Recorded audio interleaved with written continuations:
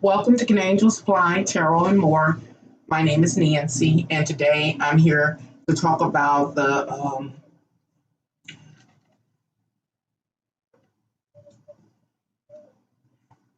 normalization of drugs, or the endorsement of drugs.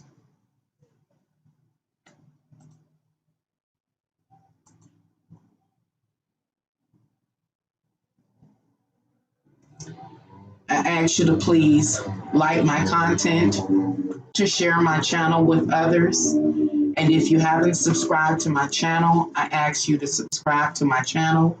Once you have subscribed to my channel, I ask you to locate the notification bell on my homepage and click on it. So you'll be alerted to whenever I go live or upload a video. If you're ever interested in ordering your own personal tarot reading, you can do so by contacting me by email. My email is canangelsfly1@gmail.com. All the details that you need to order your own personal reading is below this video.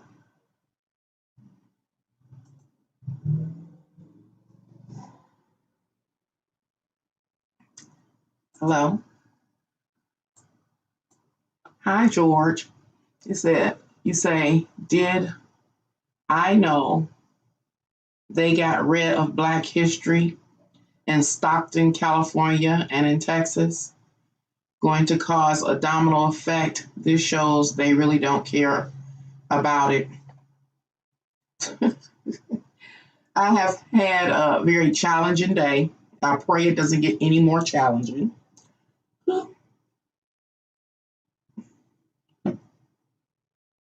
And this day has been challenging for me because I feel like I'm not in the world I once knew. I woke up and just, it's like I'm aware that I'm not in the same world anymore.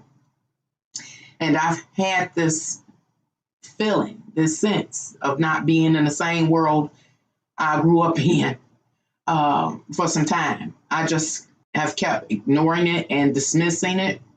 But this morning, it was so overwhelming. So overwhelming. But that would, in order for me to cover that subject matter, I will have to do an Aquarius rant. So I may do one of those later. So what has prompted me to comment on the, what do you call it,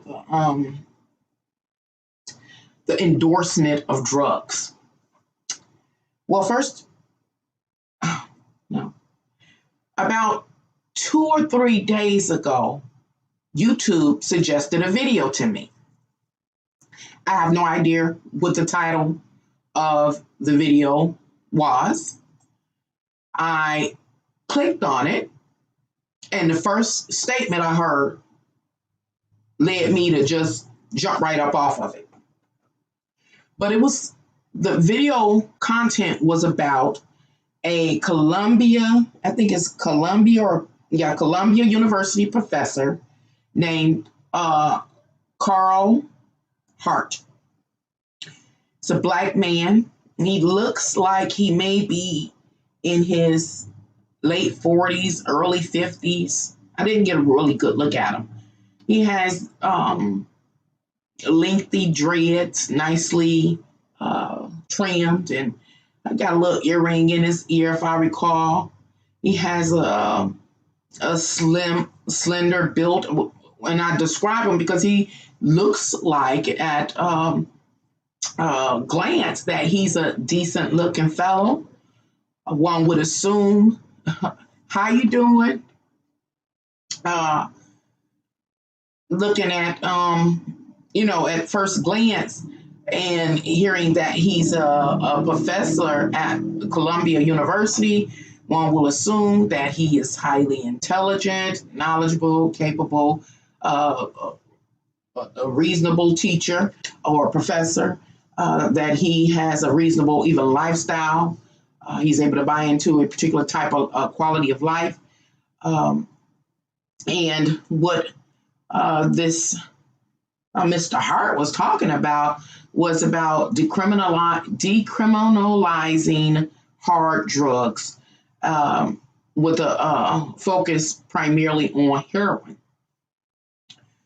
And the first statement I heard him make in this video that YouTube suggested suggested for me as a possible good view was that he uses heroin, confessing it out, big and bold.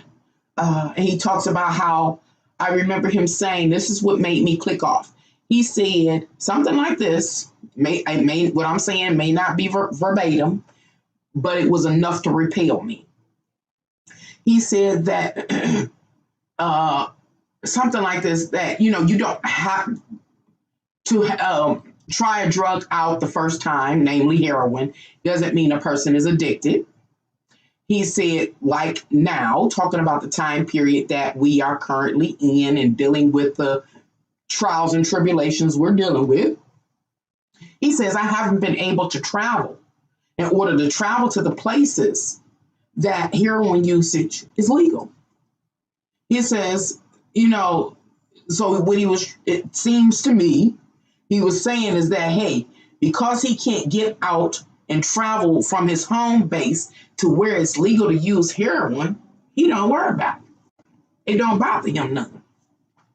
As soon as I heard him say that, I just clicked off. I was insulted.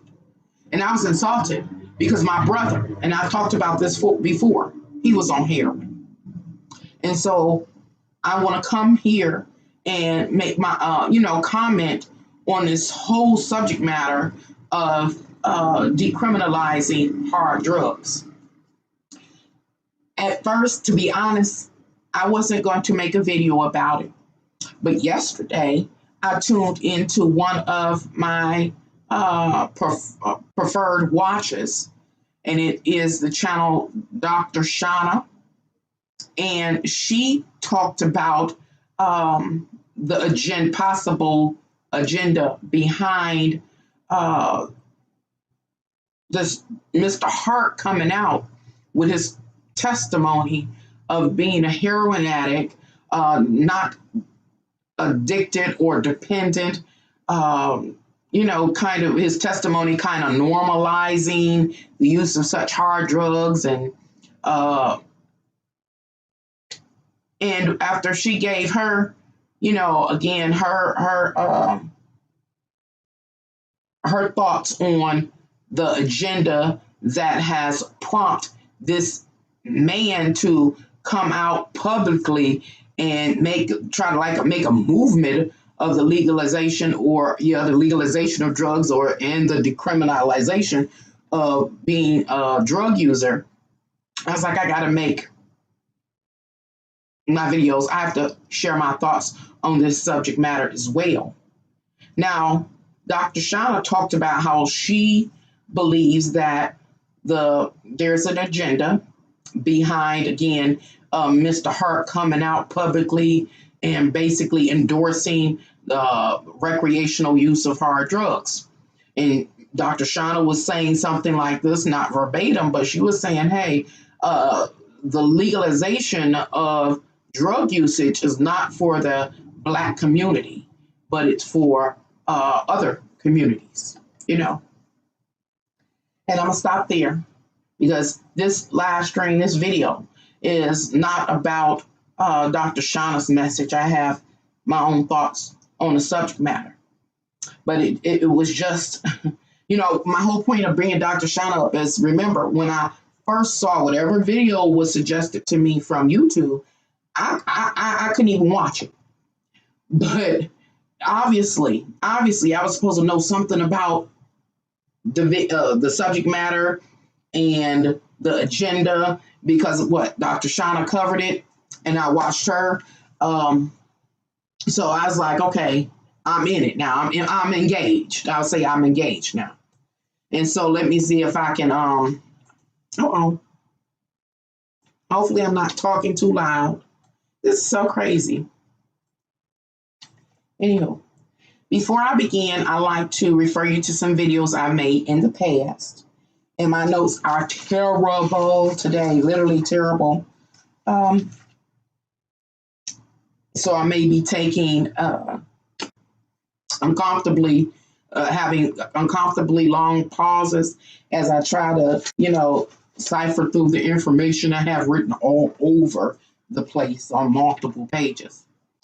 But I want to refer you to some videos I made on the subject of drugs.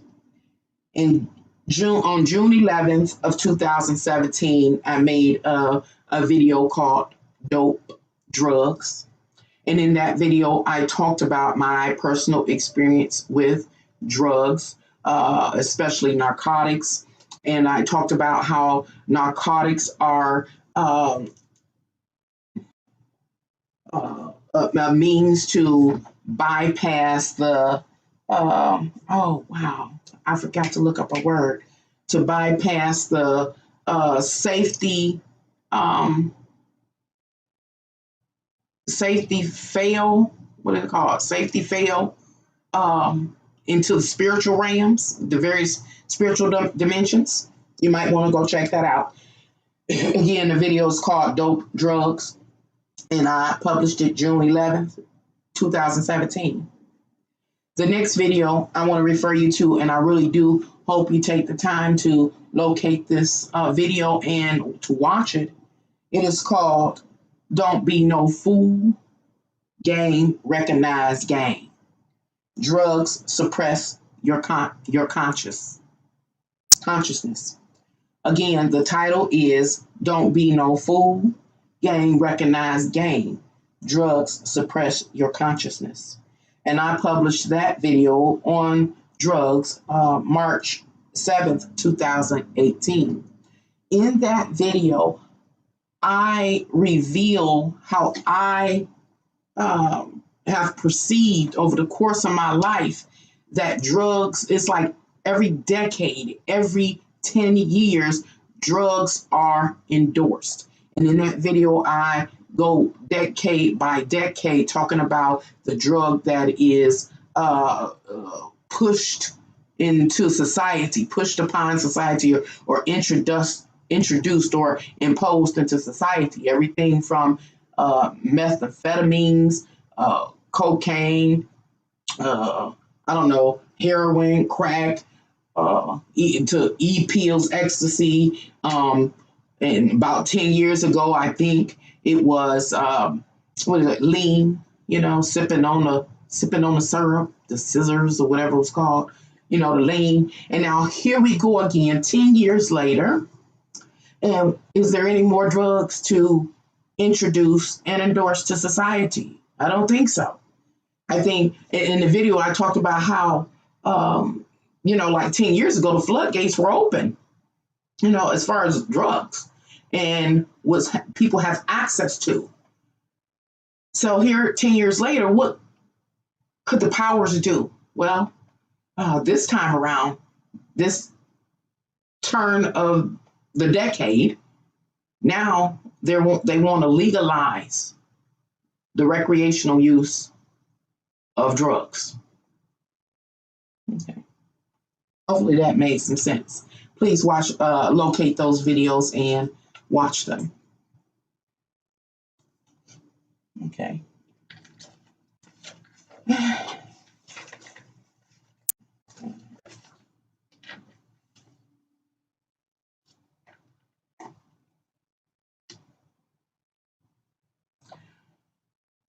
Before I move into my comments, there's a couple of things I like to share about our reality.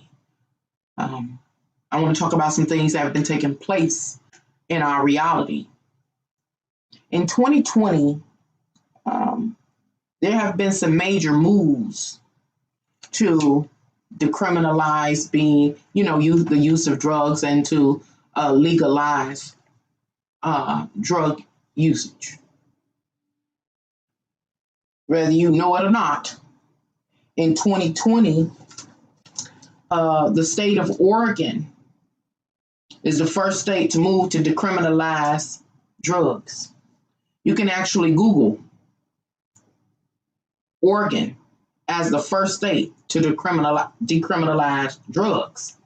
And what you will get is a result page, probably dated around February 1st of this year, of 2021, which talks about, the decriminalization of drugs. Another thing that happened in 2020, I know at least here in the state of Michigan, but I'm sure in other states, including Oregon, that there have been amendments. I might not be using the right word, the right, terminology, but trying to deliver my message to the best of my ability. There have been amendments to drug laws, and extensive amendments to drug laws. What else? It was something else. I can't think what it is.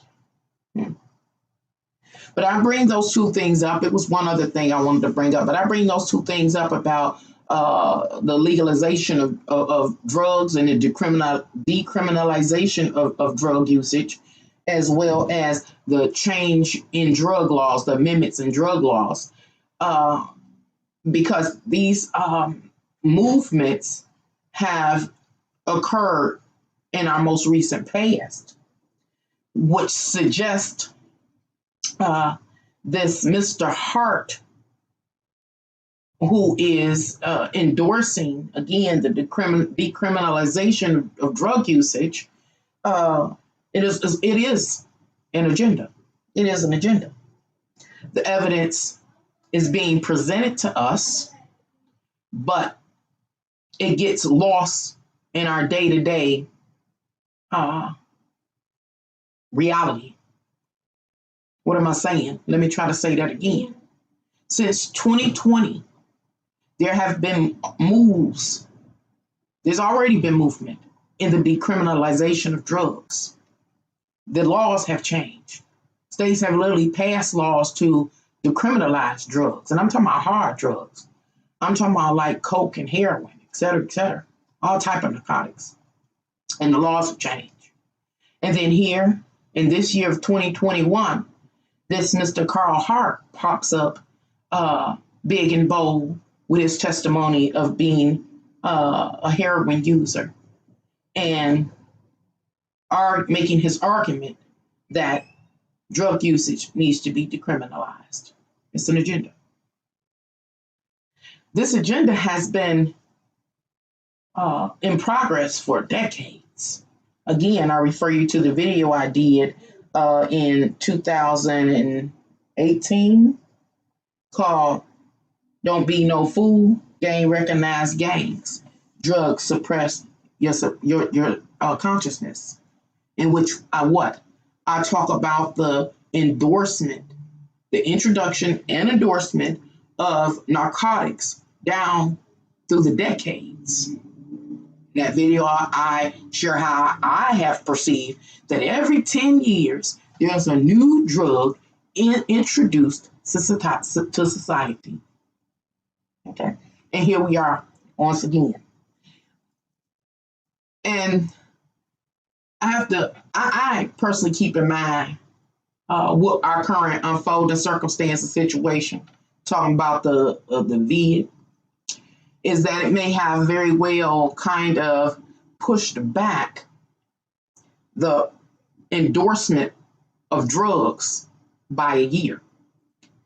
Because this year is 2021, but everything really started behind the scenes dealing with the laws in 2020 on that decade mark every 10 years. I believe there are really no more drugs to put out here and promote. So now it's time to legalize it. You say what, George? They are trying to do what Germany is doing. I know the guy you're talking about. He also said that there was no difference between crack cocaine and powder cocaine.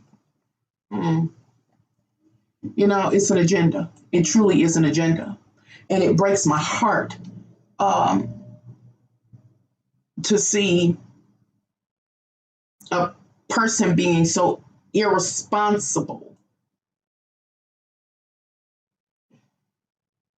a black person even, more than anything, being so irresponsible to sit up and give such a testimony. Again, my brother was on heroin. I seen it up close and personal what it's about.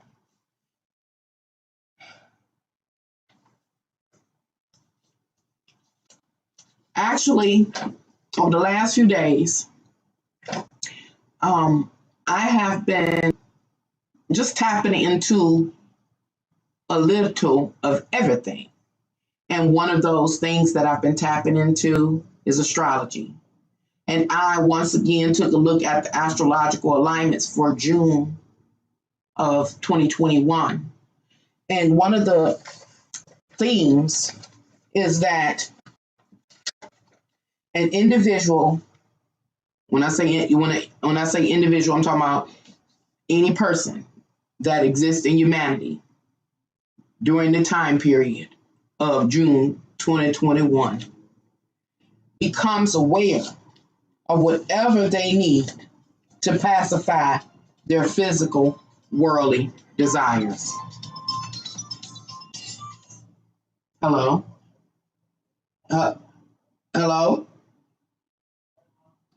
I've been calling and calling and calling. As soon as I go live, you call back. Okay, I know. My phone was down in the closet in my coat pocket. Okay, where you at? Y'all okay? Oh, she back? Okay, where are you at? Huh?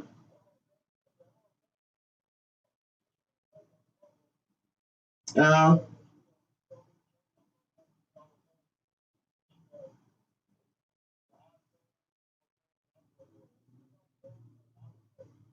oh, okay. Well, I'm live, so our whole conversation,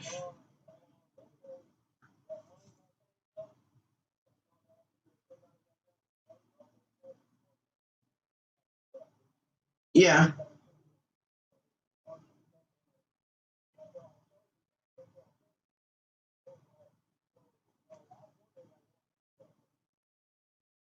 yeah.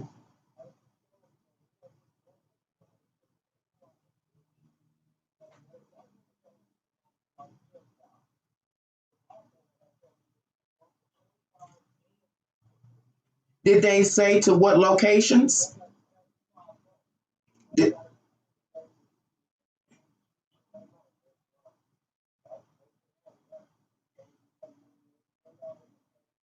okay, well, let me call you back after I'm done live. Please answer the phone. All right, bye. Okay. I apologize, y'all. Every single time. Still go. It ain't right.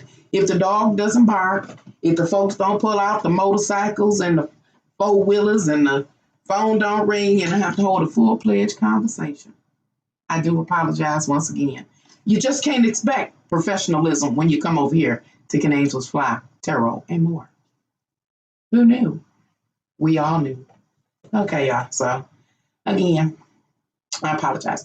Okay, so I finished reading what you shared, George. You say it says he said there's no difference between crack cocaine and powder cocaine. So when you share that, I didn't hear him say that, but I believe you, George. I believe you because what I heard him say that he travels to go get his drug he traveled to a place where it's legal. Okay. I, and then you say he says there's no difference between crack cocaine and powder cocaine. All the statements that he makes, we know are false. So we know he is misrepresentative, and he's the face of an agenda. If there there's at least one difference between crack cocaine and powder cocaine, and it's the law. It's how much time is given to a person caught with these substances. There's a difference. But then there's also a chemical difference. There's also a difference in the effect it has on the human body. He's a liar. He's a liar when he says that he chilling right now during this time period that we're in doing the vid because he can't travel to where it's legal. He's a liar. Let me talk about my brother, even though I wasn't going to talk about my brother this early this phase, this early in the live stream, but I guess I must. My brother worked for the city of Detroit for 28 years. He was on heroin. He said he got on heroin basically hanging out, trying to get at some woman. And he said his first hit, he knew he had effed up. I just really want to be belligerent because this is real. He knew he fucked up. He said he knew it. He said he tried to ignore it. He said he did ignore it. He said he didn't go right back to it. He said, but he wanted to. He knew he wanted to. And he said the next time he got around his partners, they hanging, it's the lady, said he did it again. He said he knew he fucked up. He said the first time, I didn't finish about the first time, he said he felt funny. He felt funny. And the funny was the urge and the desire to indulge once again. He felt a little sick, his stomach was hurting. But he said he dismissed it, he ignored it. He said, and so next time the opportunity opened up like that next weekend or whatever, when they're hanging out, he did it again. Again, he knew he effed up. He said he knew he effed up that time. He said after that second time, he was hooked. And he said he tried not to use, and he just got increasingly sick. Now, let me talk about the side effects of having a heroin addiction. My brother explained it to me like this. And the movie, Ray Charles movie, really shows this imagery, showed the imagery of going through the withdrawals associated with heroin use and trying to come up off of it. My brother talked about how if he did not have the heroin, I know this man is a lie. And plus I've seen it for my own 2 eyes. Then when I say this man, I'm talking about this Carl Hart. My brother said my brother's not the only heroin addict I have known over the course of my life. This man, Carl Hart, is a lie. My brother said that when he could not get the heroin, he said he needed it to get up. He needed it to get up. He said because if he did, he said it's like, and I talked about it in a video I did called Dope Drugs that I published June 11th, 2017. It's like when dealing with narcotics, it like numbs the nerves in the body.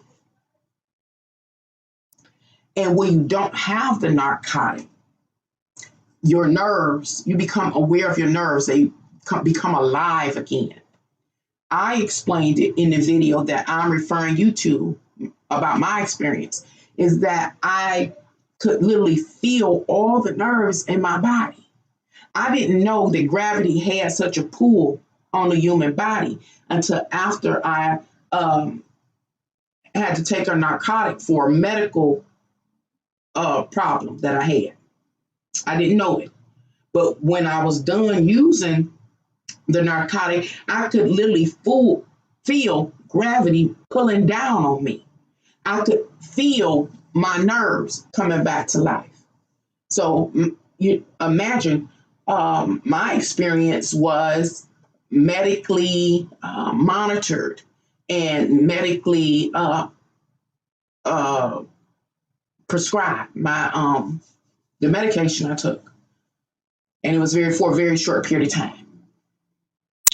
My brother talks about it from his perspective of uh, continuous usage, uh, illegal or street, use or recreational use. And he talks about how when he didn't have the drug, how he could feel each one of his nerves coming back to life, and it hurt. It hurt.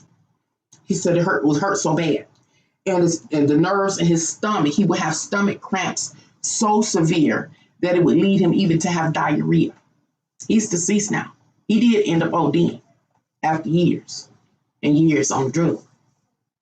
And he said he would have diarrhea. Well, he ain't see it. He had diarrhea when he couldn't get the dope, and he would vomit and vomit and vomit. As soon as he took his snort, his body reset itself, and he was good to go. I don't see that as a fair exchange at all. And so I really do have an issue with this Mr. Hart testifying that he okay right now because he can't travel to a place that this drug is legal for him to acquire and use. The heroin don't work like that. It don't work like that. There are some other statements that he made that was, upsetting to me because he said something about being able to just kind of take a bump like after work, like after dinner drink. He will feel alive or something like that. Yeah, my brother talked about that feeling alive again. It was just really disheartening again to see this black man who is accomplished sit up and endorse the recreational use of drugs. It's not the decriminalization that bothers me, but it is. I'll try to explain as I move forward. Let me read my chat and then try to find a way to ride on this subject matter because I do feel some type of way. You say, George, have I seen this HBO documentary called Dope Sick?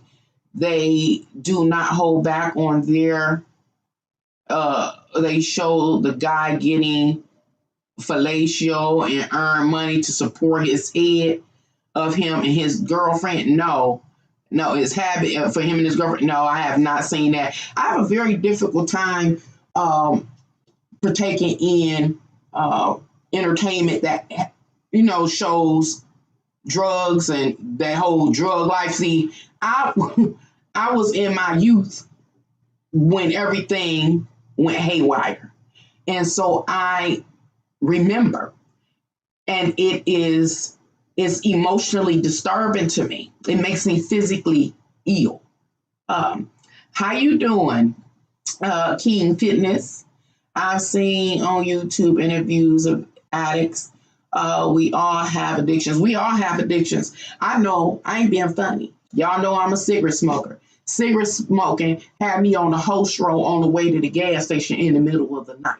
I know I don't need nothing else. And as man, to be honest, that Mary Jane is yours. See, they first tested this out in British Columbia.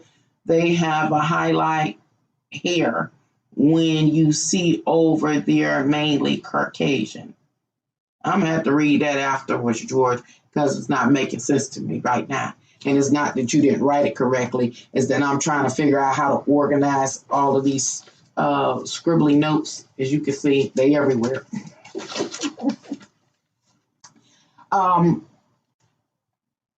The drugs. Let me talk about the drugs.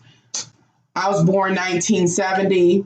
I have shared here on YouTube. I remember like when crack cocaine hit the scene in the inner city of Detroit and the impact it had upon the people, the community, the perspective, the consciousness of the people, of the people.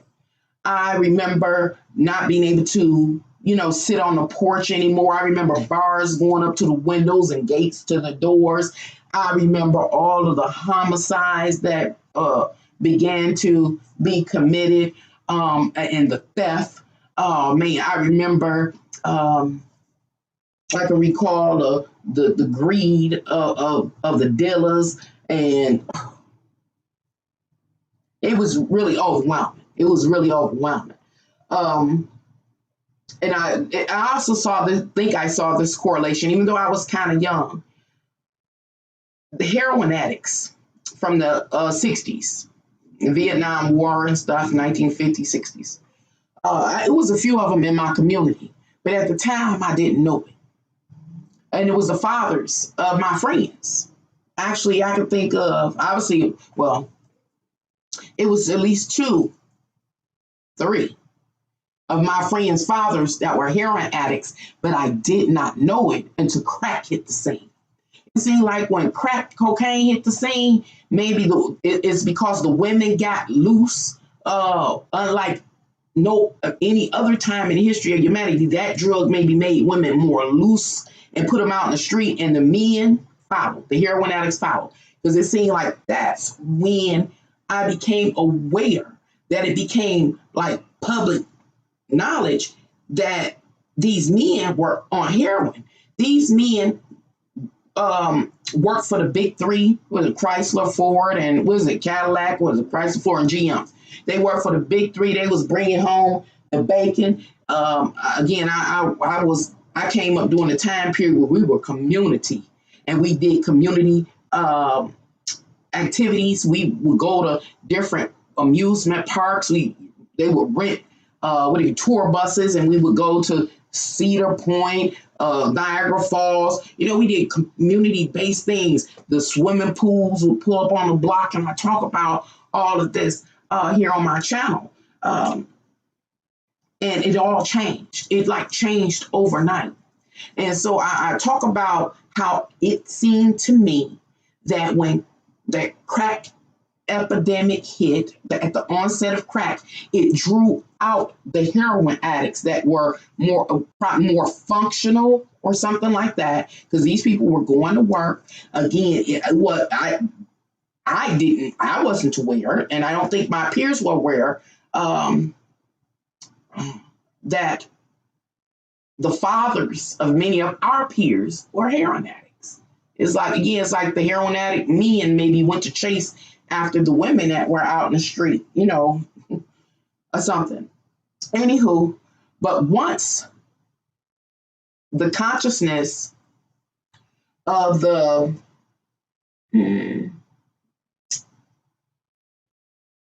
presence of these heroin addicts came out, again, it was the consciousness of the people that changed. It's like being able to finally see that these people would suffer withdrawals, again, the nausea, the nausea, the vomiting, the diarrhea, the shakes, the sweats. And then, I don't even know how to say it, because I really don't fully know what happened, other than they may have. When I say they, I'm talking about the heroin addicts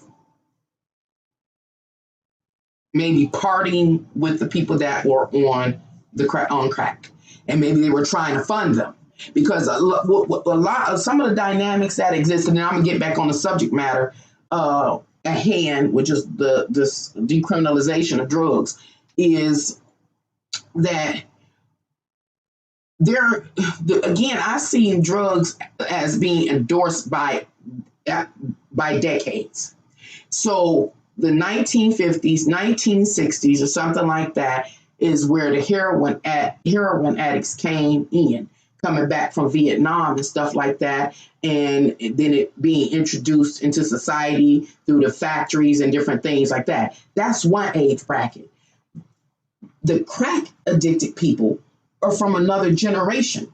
They were from the late 70s, 80s. So it was this generational gap between them. So what I'm saying is the heroin addict scene had been more cool. They came back, they had careers, they worked, they had pensions, they had pensions, retirement. They were able to come back out of the military and get, again, the big three jobs or the better jobs. And so they always had benefits.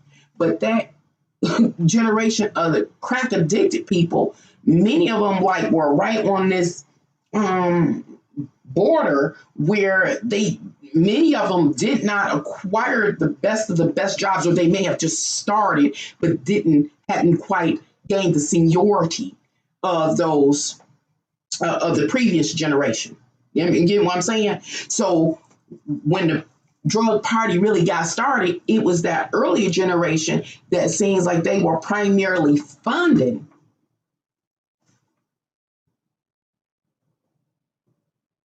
the rise of the crack era. They seem like they were funding it more than anything, funding the party. And that's why I say I think the heroin addicts kind of lost control of themselves during that time period. And I'll come back to why. Oh. And you were shared, George, that, in some documentary that you saw, it didn't hold back and it was showing what people would do for these drugs. So I guess at this point in time, I can talk about what people would do for these drugs. Again, I was present in my prime youthful prime, watching gates and bars go up on doors and windows because these people that were addicted to drugs was breaking in houses.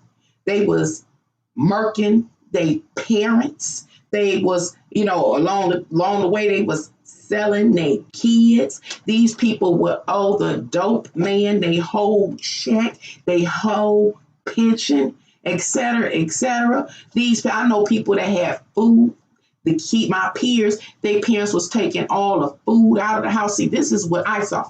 This is what I experienced.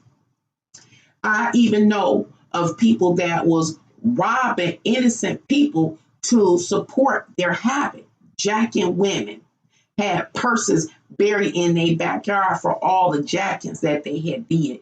I came through that whole time period. And so the decriminalization of drugs, as Dr. Shauna was saying, is an agenda. And it is about making it safe for a particular demographic of society to safely access their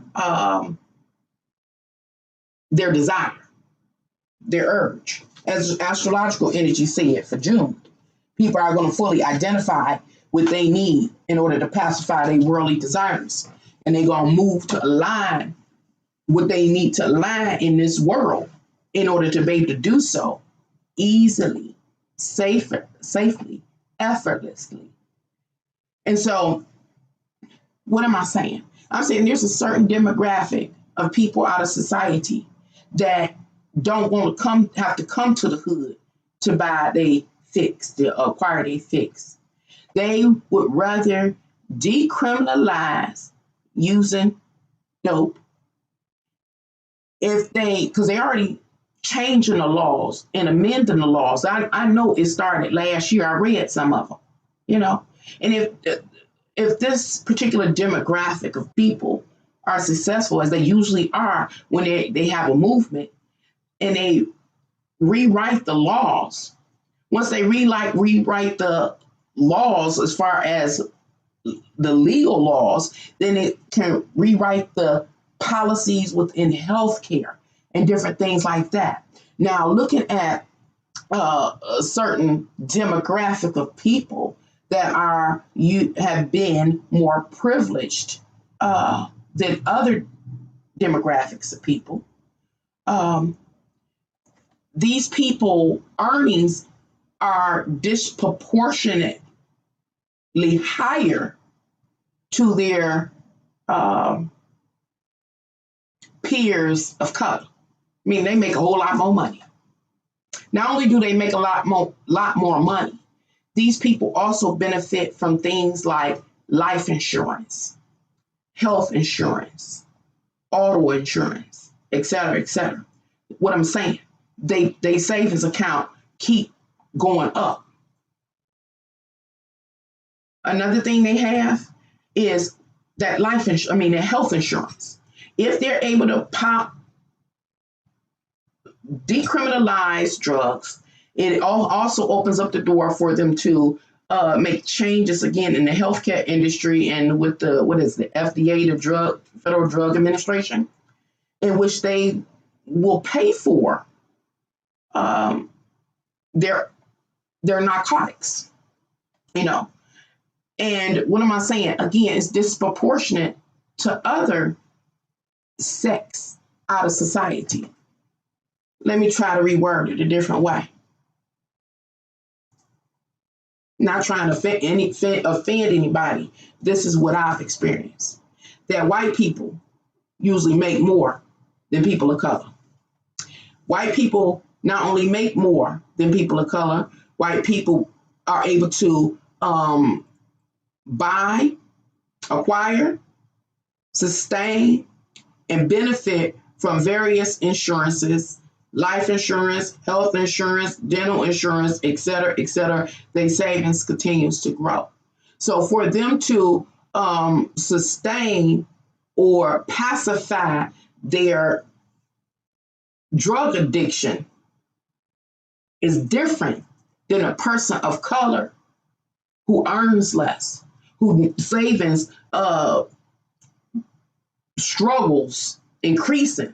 It is more difficult for them to sustain or pacify their drug addiction. Trying to make it make sense. So what I'm trying to say is, okay, if drug usage is decriminalized, white people will benefit from it. Because what? They can open up what do they call these weed shops? I don't know what the weed shops. They may be able to open up shops like that and go straight in, maybe even get a drug discount and acquire their drugs and get a nice, healthy, and safe cut of their drug. It is possible that this thing can keep progressing till their health insurance will supplement or discount or fully grant them their substance of choice. And so they are never in jeopardy of being criminalized, period. But when it comes to Black people or people of color, we still will find ourselves in the same old boat. Why? Because our earnings are less.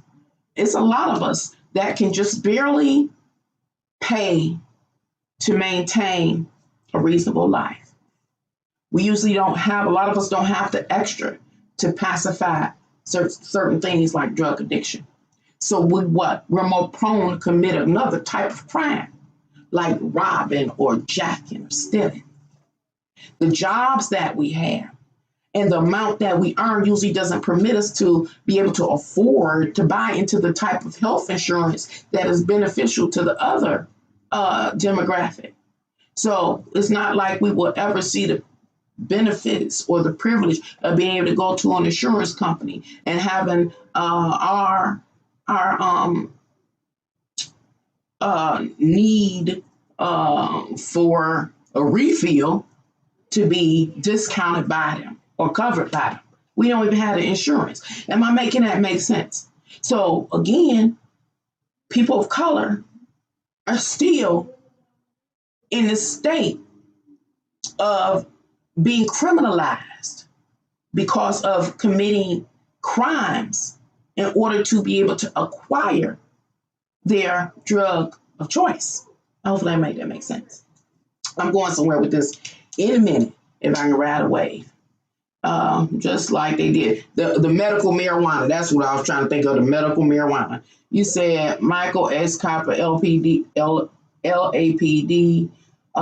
found documents that is basically admitted to funneling drugs like heroin and crack in the black community. Basically, that's the chemical by the Geneva Convention. I've heard some stuff like that. And the drug laws that I saw that were amended or tweaked last year go into detail. See, they don't talk about the drugs like we do in the street. We call them by their street names, whatever they may be. The Mary Jane, the crack cocaine, the lean, or whatever. When they write them in the laws, they use the chemical compound name. And so what I saw when I was reading these laws, of course, they named a chemical compound name, whatever the chemical compound is for heroin or the chemical compound is for crack. And they say, okay, well, this is the adjustment being made to how much time a person will be given. What amount of grams of some substance it will take for to get a certain amount of time. Anyway, they just adjusted that. And so, again, all of this is taking place behind the scenes. This man, Mr. Hart, steps out in the forefront now, but all this stuff is already taking place behind the scenes. These changes are taking place. And I don't want people in general to be labeled criminals because they use drugs. My brother was sick, and he was literally sick. He was mentally sick, and he was physically sick. He was dependent. And of course, I'm biased because that was my brother. But truthfully, he was a really good man outside the drugs. Well, like very, very popular in our city, not just our community, in our city. He was the kind of man that, seniors, dug all the seniors he knew out. He worked for the city of Detroit. He had access to all their stuff. He dead and gone. Now I can tell everything he did. He made sure that everybody he knew had a fireplace in the winter. They had wood. When I say he dug everybody out, he bought them city salt. He dead and gone now. So the city can't do nothing. At least I don't think they can. Plus the statute of limitations should be gone. He's been gone for a while. And so he was very popular.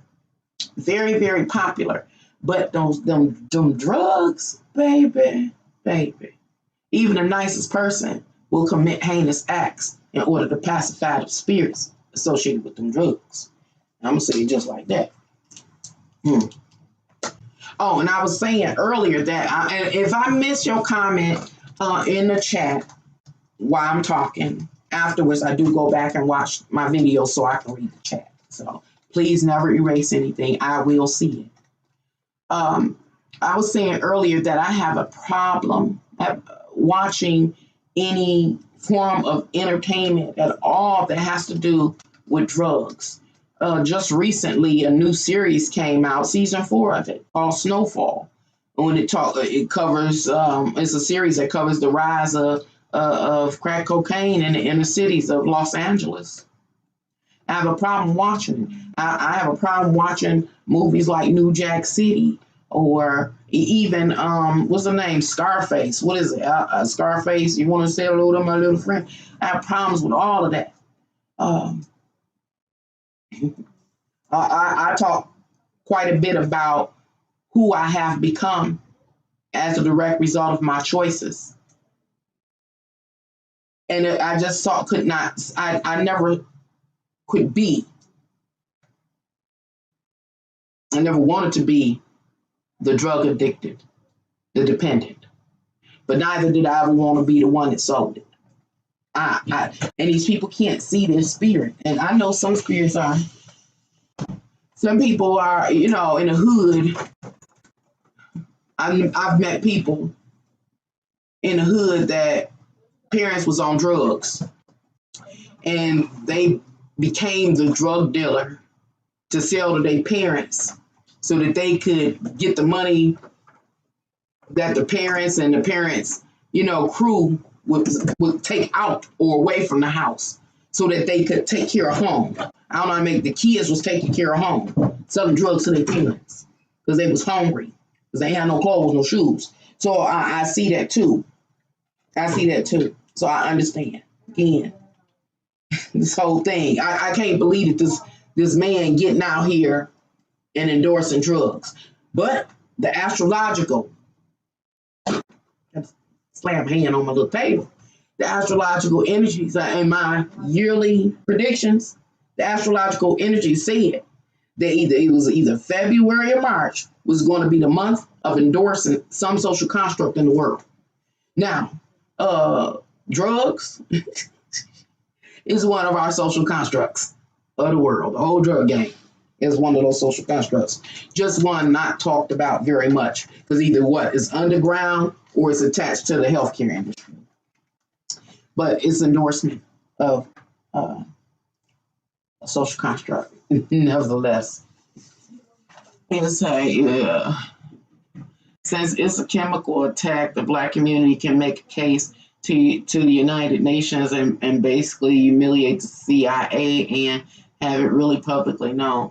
I'm saying they know all of this, all of these the governmental agencies, international agencies, they know all this stuff that take place.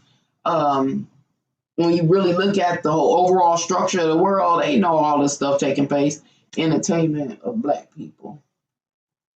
And you say, "Hi, James, where have you been? Your eyes and ears are the gates to your soul." They are. Full moon tonight's a full moon tonight. I haven't even looked at anything but this. Okay, let's see what I'm supposed to be talking about. We talked about that. Yeah, okay.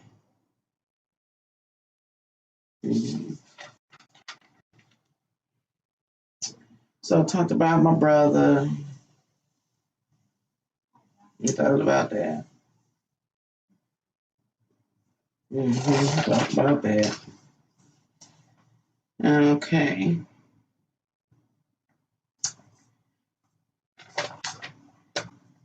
Still on the subject matter of decriminalizing drug use and legalizing drugs for recreational use, being promoted by this Black man named Carl Hart.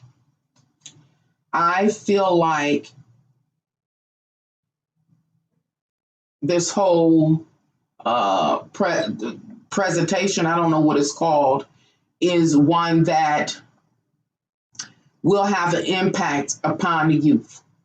The youth. It's the normalization of drugs. It's talking about drugs as if they don't have a negative impact upon your body, or it doesn't have an impact upon your molecular makeup. If it's easy to manage being a drug addicted person.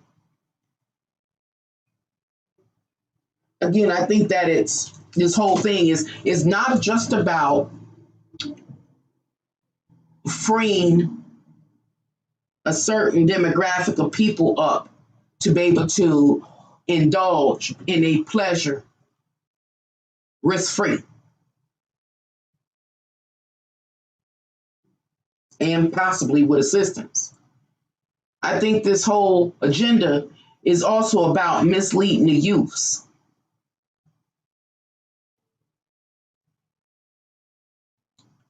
To have them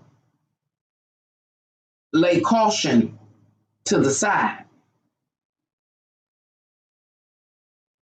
To think that they can go try a drug out one time and they not get addicted. Because that man said you can take a drug without being addicted first time. Now, I have talked to many different drug users of different type of drugs. And there have been some that said, "Oh, I wasn't addicted the first time." But the bulk of the people that have been on drugs that I've known and spoke to, the bulk of them say they knew they was hooked the first time, especially a heroin addict and a person on crack. And so that's what I'm saying is any use that hear this man speak or hear people like him speak, the way he speaks about drugs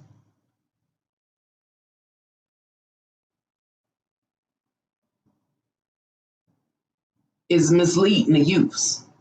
Again, look at my thing is going haywire over here. Youth today, the music that they listen to glamorize and endorse different drugs like lean and ecstasy and different things like that. And a lot of these youths are, if they thought for once that they could partake in these narcotics and let it go when they want to, let it go at their leisure, they will be more prone to partake in these different narcotics.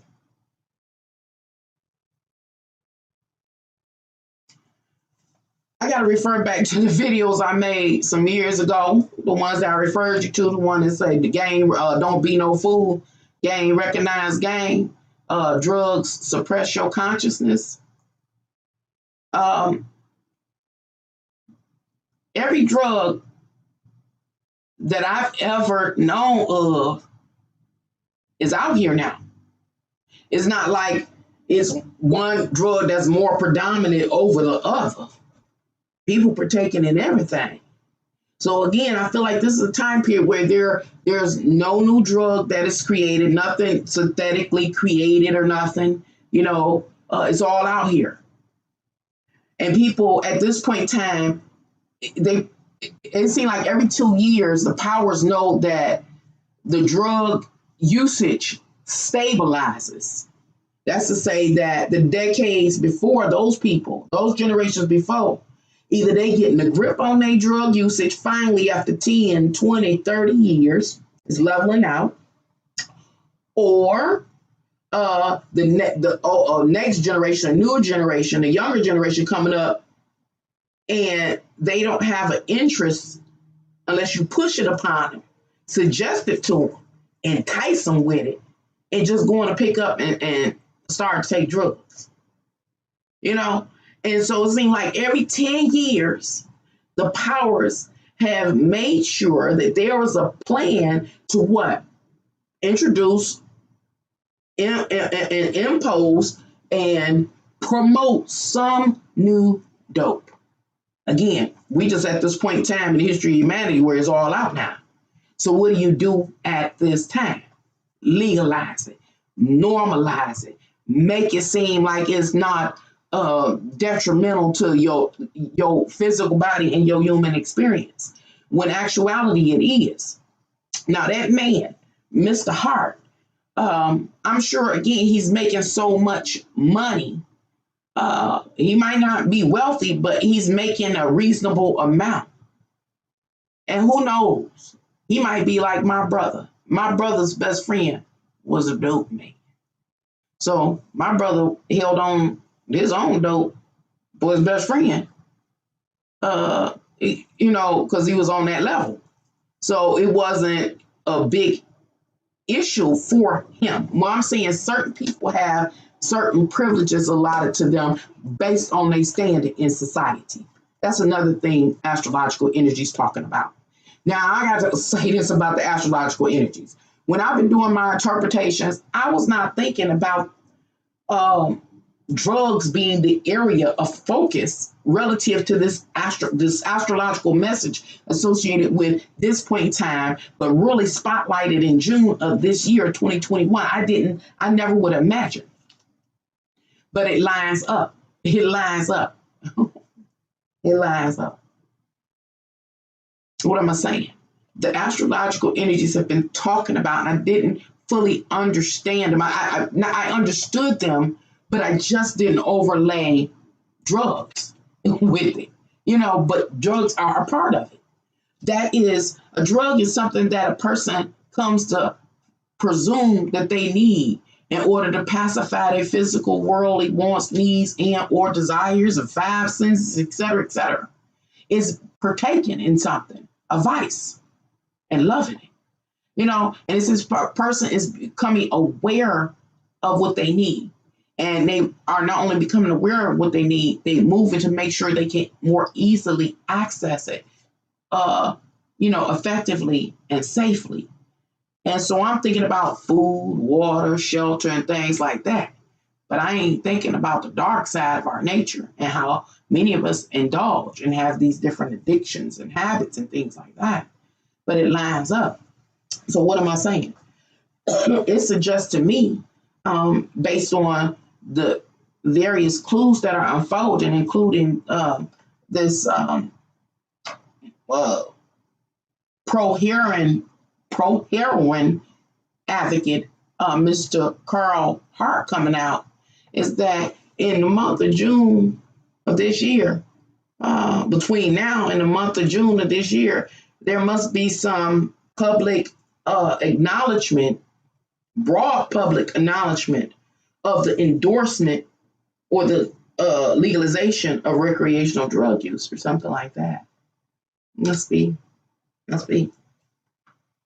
I did not deliver the message as I had hoped to, but I did talk about that. Let me see what else I didn't talk about. Let's color more. Mm-hmm. Mm-hmm. Mm-hmm. And I was talking a little bit earlier about the difference in economic stability per generation. I was talking about how those in the 1950s and 60s had more economic stability overall than those that of the generation of the 70s and 80s during that crack epidemic. Now, mind you, I'm not saying these people were born at this time, but I'm saying they were in the prime, the youth of their life where they didn't start working. So they 18 and what's the when you finally go to work, about 18 or 21 to about 35. So they in that range during those time periods. And so we had the generation of the 1950s and 60s, the onset of heroin coming from the Vietnam War. Then we have the late 70s, 80s, the crack epidemic, and now this time period of 2020, 2021. I'll say 2020 and beyond for the next 10 years.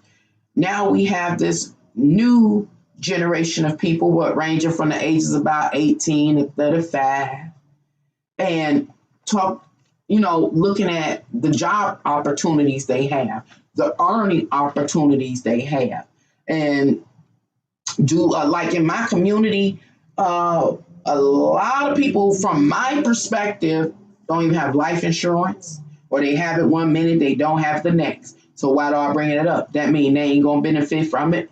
Life insurance if somebody dies, nor is their family or their children, et cetera, et cetera. The jobs barely give them 40 hours a week. So they don't offer the health insurance and all of that kind of things, all of those things that were a part of the previous generation. You know what I'm saying? I'm saying that they don't have the financial foundation that will sustain them during a crisis, a drug crisis. And it seems to me, once again, that drug usage is being promoted. And it's not only been promoted through people like Mr. Hart, is being promoted, and it has been for at least the last 10 20 years through the music industry and making it popular, et cetera, et cetera. And so this generation is coming up, and there are new people, young people, getting addicted to drugs and alcohol, these various substances, but don't have the means to sustain their habit. I mean, they ain't got the money. They ain't got the funding. They ain't got the backing. Let me talk another thing about drug addicts of the past versus drug addicts of the most present time. Those people from the 1950s and 60s and stuff that worked for the big three and different things like that, as an example, they weren't fired. I know people that work for each one of those companies, Chrysler, GM, Ford, et cetera, that when it did come out that they were on drugs, they weren't fired. They were not fired.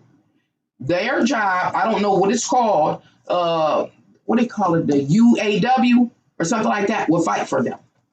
So these people weren't fired. Medical insurance offered them so many chances to recover. They were put off, many of them were put off, receive disability, disability. So my point is, even then, a lot of them could barely maintain their drug usage and maintain their life and their family. It was a turbulent experience. But we're talking about a time where people don't have all of those resources. I'm talking about, again, a UAW to fight for you and for your job to be suspended indefinitely and for you not to be fired, for you to be able to pull different types of pension and funds to carry you through in your family. None or very little of that exists during this particular time period, at least from my perspective. I rarely see that. Not at the racial it was then. I don't know if I said that right. I don't know if this whole video made sense, but I do feel some type of way. And that man, Mr. Carl Hart, lied. Drugs really do have a negative impact upon your physical worldly experience. Drugs are never satisfied. You can pacify them if you got enough money. But if you ain't got enough money to satisfy these spirits associated with these addictions, a person will, and I haven't met one yet, that ain't went out and hold, killed, steal, and murdered to get that fix. I ain't met one yet. Not to say there aren't any. There have been a few people that went to battle with them spirits and demons.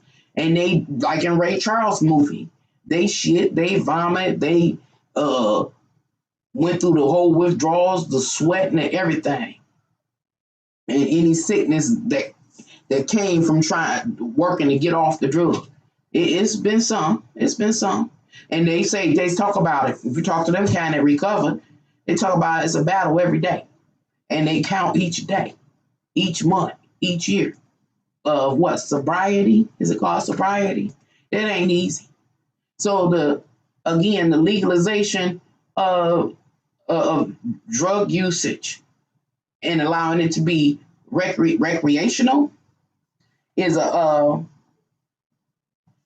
plan to make it safe for one demographic of society while helping to continue the destruction or offering a means of further destroying another social a set of in society, namely folks of color. So we better watch out for that. You say what the system was to keep people enslaved. Right. People got to wake up and become self-aware. It got to. Or we going to die. The elected trying to put the lower classes down under. We're all in the matrix. We're all in the matrix. And this is another thing that again, in the videos I referred you to that I made in the past when I talk about drugs, inhibit a person's ability to be aware and conscious. When I say it prohibits or inhibits a person to be aware and conscious. Have you ever been around somebody on any substance, any.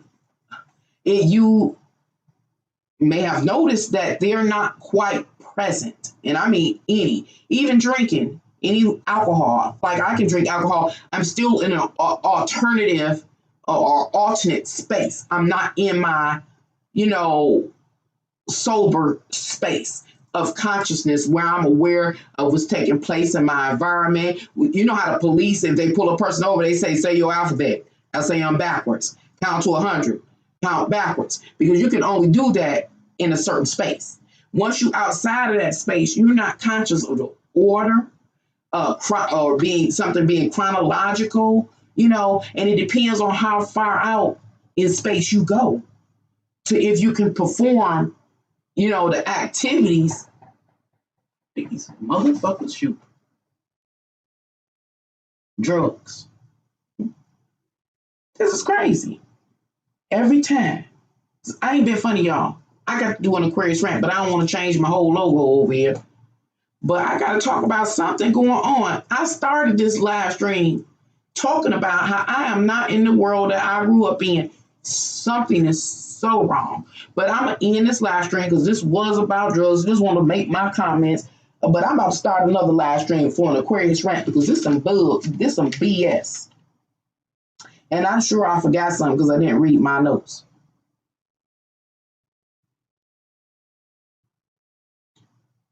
I mean,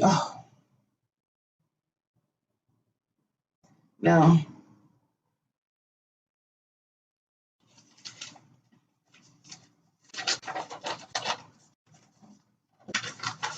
I'm telling y'all, I'm still wounded from what I witnessed when I was coming up. I'm wounded. And I told y'all I done seen people murdered. I done seen dirty police. I done seen, look, they might stop this video, but I'll just come back and make another one that don't step outside their guidelines. I done seen what people will do for drugs. And these people, my whole point is, and if you're going to decriminalize drug usage, is the system, which I doubt, going to set up programs to help people that want to, you know, get off, get clean, stay clean? I doubt it. If there'll be funding, you know, place to, you know, allocated for them to create more extensive programs to help people with recovery. I doubt that, especially people of color. Another thing when it comes to the drugs, hot dang, then I forget, is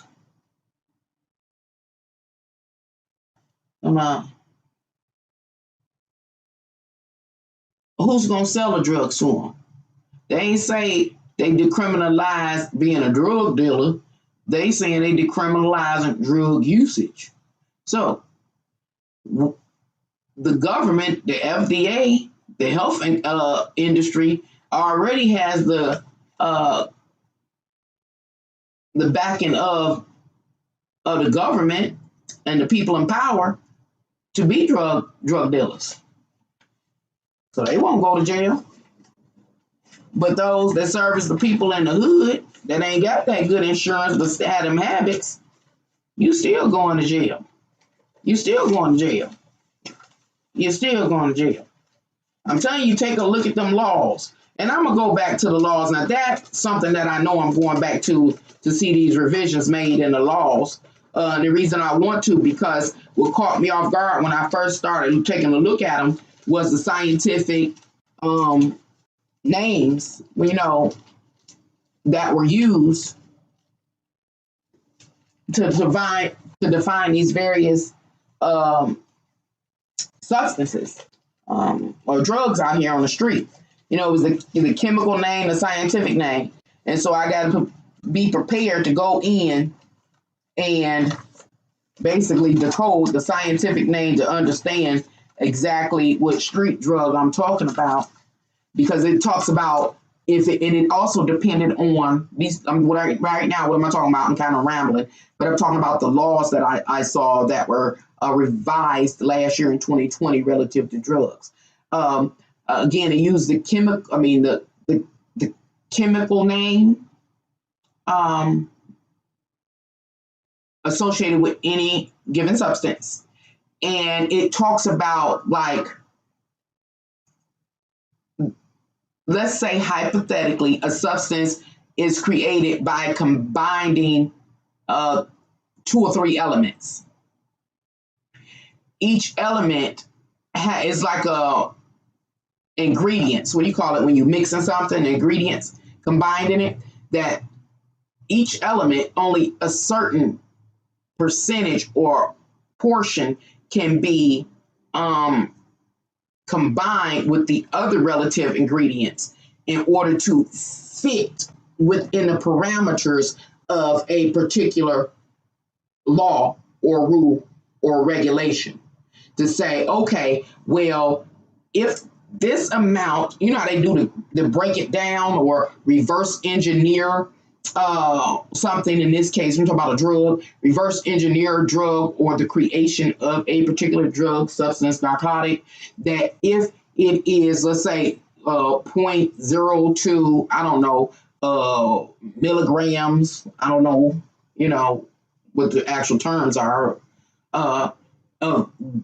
one element added to another 0.02 another grams of another element, and then one more element at 0.02 something grams makes up this narcotic. Now, if this narcotic proportions are not like this, then this is against the law. And it carries so much time. If it is in the gas form, then this is legal. If this same substance is in powder form, then is legal. Is illegal in one form, legal in another form. It just depends on which chemical compound you're talking about. And so what I'm saying is the laws are going in such depth,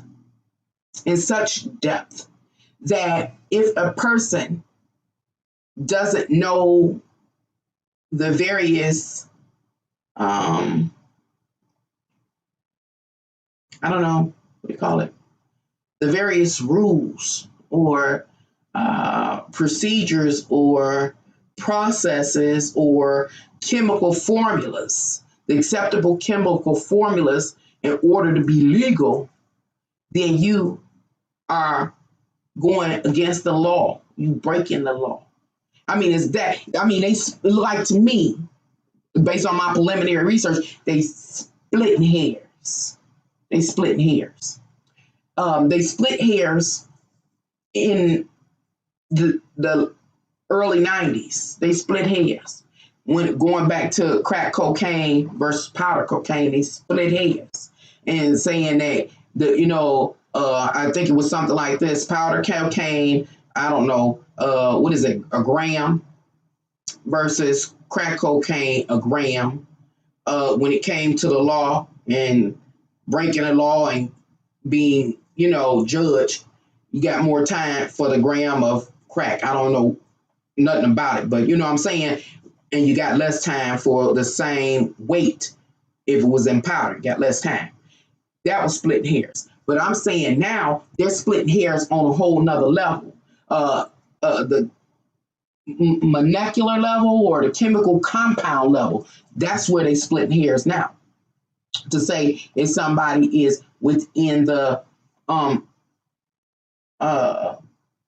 perimeters of the rules that will allow or have a drug substance be legal. They split hairs to that extent now. And so the dope boys and girls of the world aren't scientists or chemists. And they may be, but they don't usually have the instruments needed to get down to that fine calculation. Do you get what I'm saying?